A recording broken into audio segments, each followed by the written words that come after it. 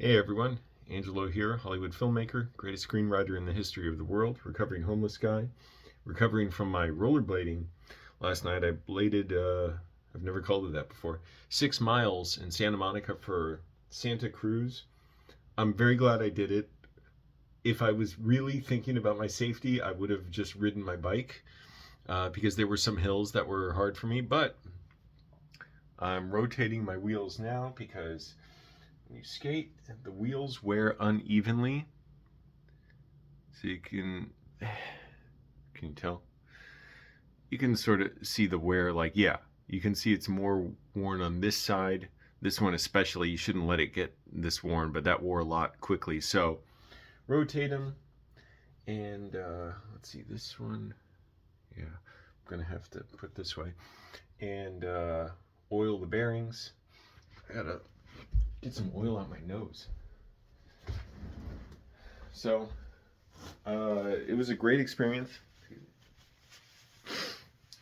But I ended up rollerblading for like 4 hours because we stopped and people were like rolling downhill on grass, which was so cool to watch.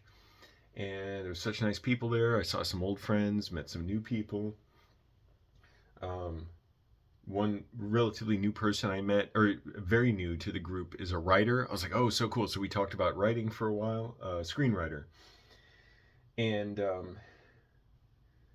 uh, I just want to encourage people to. My voice is also blown out from talking too much last night, or talking so much about writing, but that was really cool. And I just want to encourage people, get out of your cars. Um, you can get cheap bikes. Well, for most of you in most areas, I know even a cheap bike can be a big purchase when you don't have money. Trust me, I do know that painfully. So, having been homeless and even before that, just broke for a long time, very pretty much all my adult life, and understanding that, like, it can be scary just to go out because, like, you go out, everything costs money. So if you can, I say, and also it's a way to save money. You don't have to give up your car to get a bike.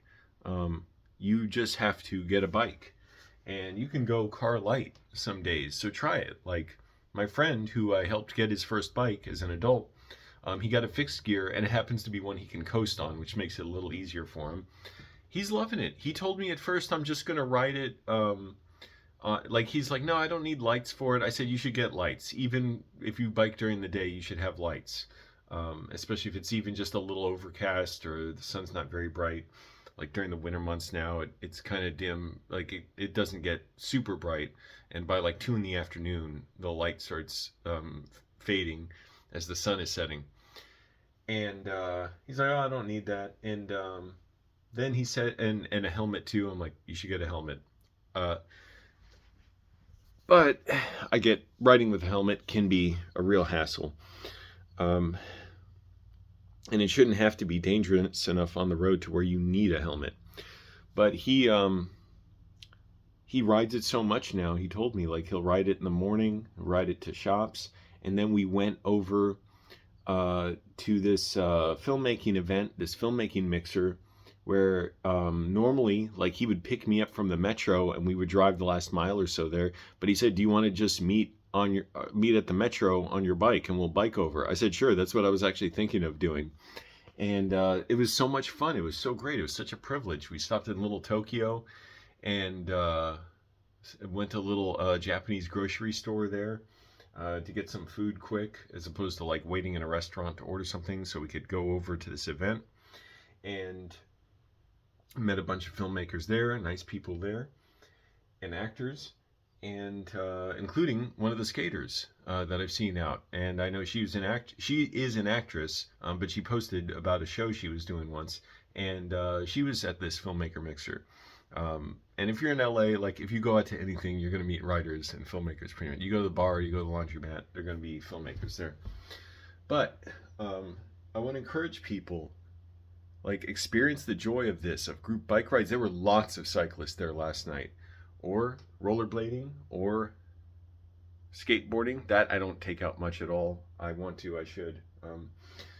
I got to pace myself more as far getting like working time in just for some practice on some more on the rollerblades because I did have trouble on hills, even slight hills last night, and I crashed once, landed right on my butt, which was better than rolling on to my like torso and then getting the wind knocked out of me. And somebody gave me a ride on their e-bike on the back seat of cargo bike down one steep hill where I was like, "There's no way I can do this." I was having to walk sideways on my skates down it. And then this one person, she's so good at skating. She was there as a ride marshal helping people, and so there were certain hills on the streets. She said, "Let me know if you need help." I said, "I do." So she was skating backwards and had a like I was like she had a hand out and like I was holding her hand so she could break backwards to slow me, and she was holding another person's hand to slow them at the same time. I was like so grateful for that. It was so helpful. I'm getting much better at braking, but it's just really bad for me at even somewhat higher speeds. And once we were going down Santa Monica, like onto the bike path, and it's a curving descent.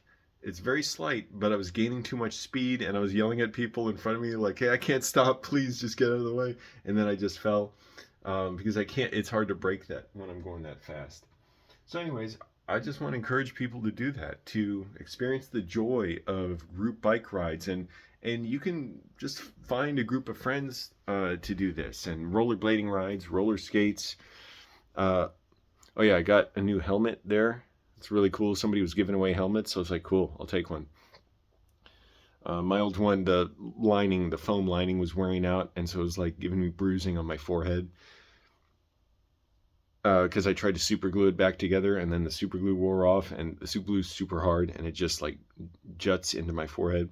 But experience it. Like there's so much you miss out on the streets and in your city when you don't engage in active mobility, where you're connected to it, where you're not sealed off from it in a car. My friend was telling me this when the cyclist, the guy who got a bike, and he's like, "No, I don't need lights." And then we ended up biking at night. That's the other thing, to this movie mixer. And I said, "Yeah, you need to get lights for this, and also the police can pull you over for it." So he got some lights, and we were riding around downtown, seeing the views of downtown on these huge, wide, way too wide, empty streets. All this billions of dollars that we've given over to the car industry and the oil industry as like free handouts for them, just to get ourselves killed and reduce our air quality and reduce our quality of life and increase healthcare costs. And he was saying that this view is so great, and he drives for Uber part-time, and he said you can't see, like, so he drives all around Southern California, and he says you can't see the skyline like this of downtown in a car. Like there's no way to do it. And he said, "This is a privilege." How amazing is that? He's not a guy who set out to bike a lot.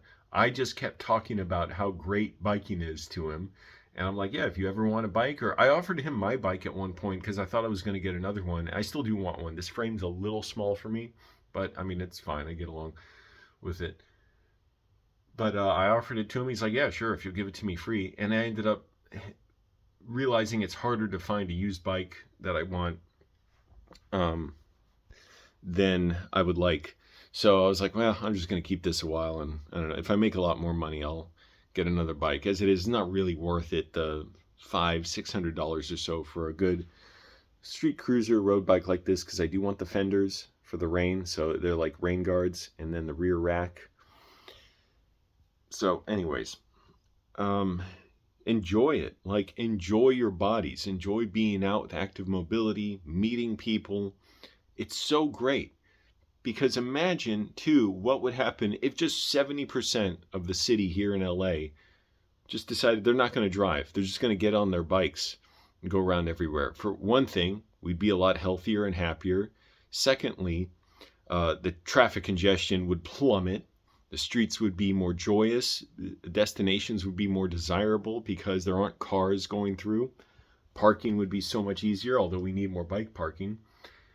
We'd be more connected. We'd realize how fun it is. And the city leaders would realize, oh shit, we need to make bike infrastructure to accommodate all these people. because it would still be dangerous with how wide the roads are and how fast cars can drive, and how intoxicated drivers are with the power of a car, where they wouldn't dream of doing like the acts of hostility they do in a car that they would in person, like honking a horn.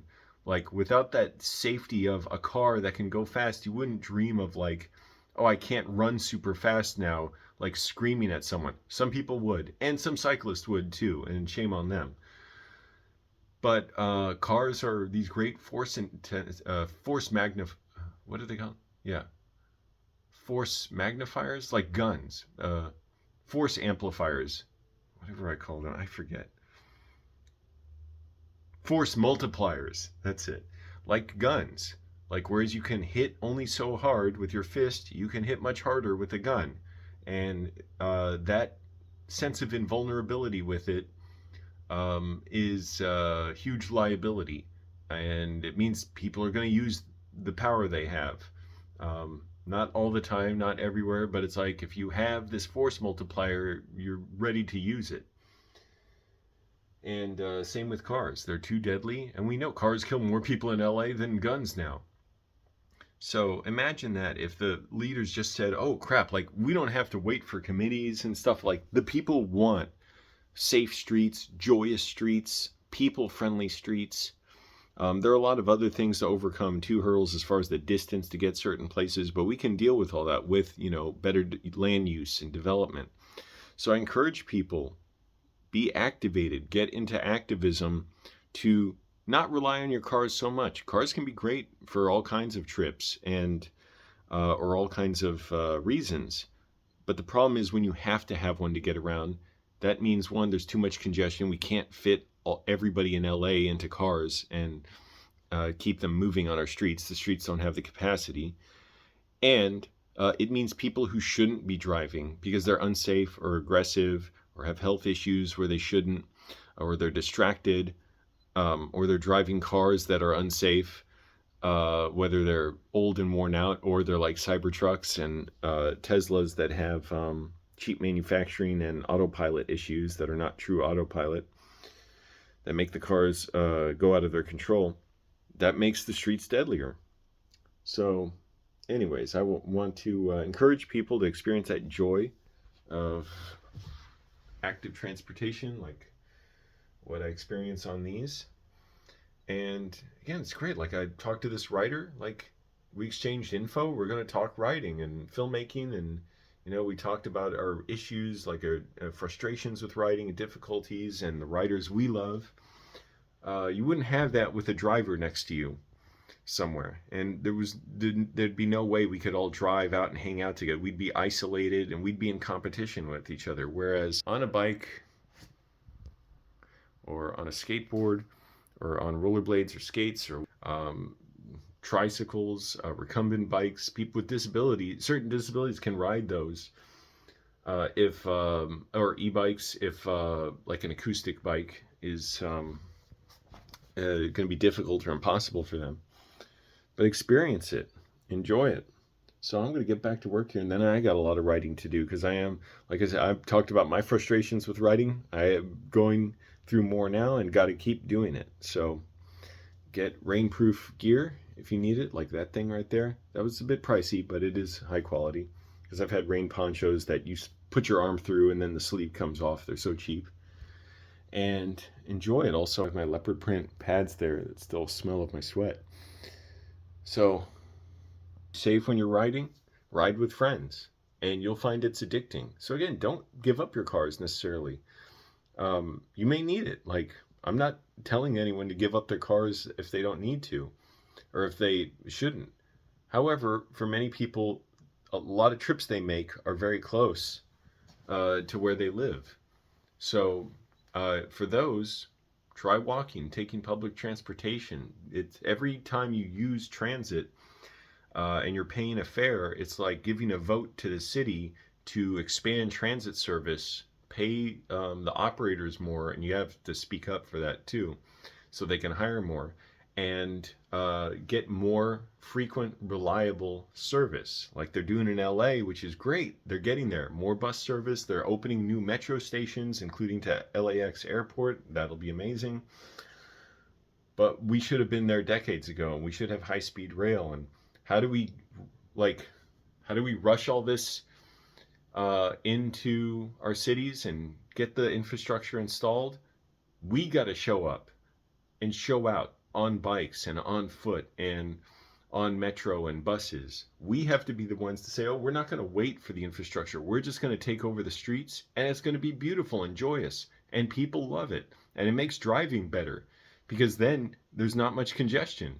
And if we have dedicated bike paths and pedestrian walkways, there's no competition for drivers. Drivers can have the lanes and bikes or the private vehicle lanes, and cyclists have their own lanes, or if they share them on slower streets like in a lot of Tokyo, for instance, or Amsterdam or other places around the world where drivers know they're sharing the road. It's not exclusively for them, where we don't have this hard-headed, ignorant mentality. It is not the reality, but it's a mentality that these overpriced, over-engineered, cheaply made vehicles that cost people $10,000 a year or more to own and operate, with insurance and gas and maintenance and car payments and interest, that somehow those are like a serious mode of transportation, and that if you don't have that, it's like you're lacking something. Like, really, you're cucking yourself. You're like literally like degrading yourself for some auto executive that doesn't give a shit about you, and you're handing over tens of thousands of dollars to them, and you're using up millions of dollars in infrastructure that the cities and states and federal government have provided, and using up free parking that takes up land that could be used productively, and saying, yeah, that's just how it is. It should be. It's like I'm an independent thinker. No, like you're literally just taking in your environment, and your initial reaction is, oh, that's how it should be. That's normal. When in reality, when we built these environments, it was at the behest of the auto industry. And people knew it was like 100 years ago. It was killing people, and a lot of people objected. And that's when the auto industry really lobbied and spent lots of money and made a lot of relationships with politicians to make sure the public consciousness was crafted to buy into your gullible worldview, where you think streets are just for cars. Streets have been around for thousands of years. They've been around for people. They're whatever we want them to be. There are plenty of car-free streets that are beautiful, and we need more of them. So I'm going to go. I got to get back all this stuff. Thanks for watching, everybody. Let me know. Bye.